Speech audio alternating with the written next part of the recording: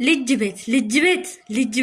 ያላችሁበት ቤት የሚሰሩት ሰዎች ጌታ ትግስት ይስጣችሁ። እውነት ከማዳም ልጆቹ ጋር እንዴት እንደምንታገል እንዴት እንደምንሰቃይ በተለይ ልጅ ያለበት ቤት የሚሰራ ሰራተኛው ምን አይል ስቃይ እንደሚያይ። ሰላም ጤና ይስጥልኝ። እጅግ የተወደዳችሁትና የተከበራችሁት የዩቲዩብ ተከታዮች ቤተሰቦች እንዴት ናችሁ? እያበረታቱኝ ነው። ስለ ትብብራችሁ በጣም ነው ማመሰግናችሁ። በጣም ደስ የሚል ቤተሰብ እያረጋችሁ ነው፣ ቢዩም እያረጋችሁ ነው። እንግዲህ ሰብስክራይብ አድርጉ፣ አሁንም ላይክ አድርጉ እንዳይረሳ። ላይክ፣ ሼር፣ ሰብስክራይብ፣ ኮሜንት እንዳይረሳ። አበረታቱኝ በእናታችሁ።